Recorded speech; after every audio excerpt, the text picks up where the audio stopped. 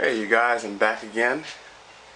This is the infamous golden pheasant in which I worked on. I have spent a tremendous amount of time doing this. This is actually the first video see-through of what I've done here. I've taken my time this morning just to do a few rebuffs. I don't know if I want to do more, but so far it came out really good. I added some watercolor into the bottom here, as you can see. Some watercolor. And of course I have the Impressionism here, which I love doing Impressionism now. I've been doing it since 2011, I think? 2012? I've been doing Impressionism. Yeah. This is a bird known as a golden pheasant. It's a beautiful bird. I notice with a lot of the bird species, the males usually have the colors, not the females, because the males show up to the females exactly how beautiful they are. And it's a way to sort of like tame them and coerce them into going with them for like mating season and things like that. And if you look at the animal kingdom as opposed to the world we live in, it's almost basically hand in hand. So we have that relationship with birds where they have to do sort of mating dances and rituals to coerce a female into just going with him. You know, it's one bird that I actually really appreciate in the Philippines that I have to talk about. I'm going to be doing a painting on that bird. I don't know when exactly, but it's going to be massive. It's called the Filipino eagle. Look up the Filipino eagle. That particular bird is such an incredible bird. It's so, the ones that I've seen in like really good photos of like full-grown adult Filipino eagles are the very tall birds. They're one of the biggest and largest raptors in the world. Anyway, back to the painting. Just a little history lesson.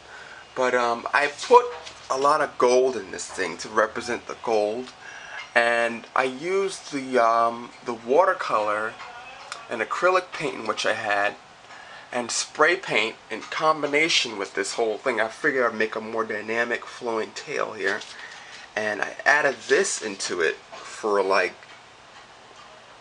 design purposes, because when I do my art I have a certain kind of way. I want it to have a certain kind of form when you see one of my paintings to know that, hey, this is your painting. And I've also been giving like little hints and clues to what I've been doing, so I've been getting into more of a process of what I'm actually painting here. As you can see here, if you look at a lot of my works, I have this marked on each of my works in certain places. And I've been getting into the folding of paper, the folding of tin foil, and moving it in clay, and manipulation of clay. I've been getting into those many forms of painting, because art is like very wide. I think I'm done with my birds for now, but I have a few extra ideas that I'm going to be working on soon, and I'll be showing off to you guys. It's absolutely beautiful. It's probably better in full color. I'll try to brighten up this video so you guys can see just about everything about the bird as much as the eye can see. But yeah, a few rebuffs and the painting should be good. A lot of Impressionism down there, some gold, but you guys get the basic picture. This is my golden pheasant. I'm titling it Graced Golden Pheasant.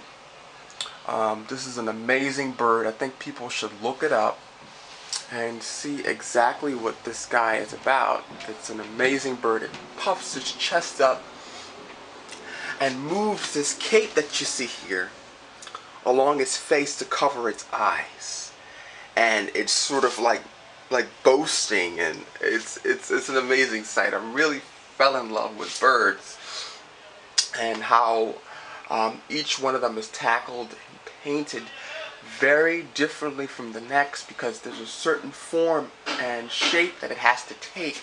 So it's changing like the nature of the whole entire painting and how you go about painting it. So it's been like a bit of a problem solving thing for me to get this thing done.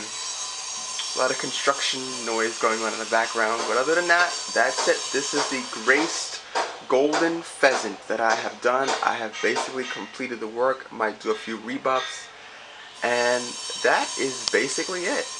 Bye.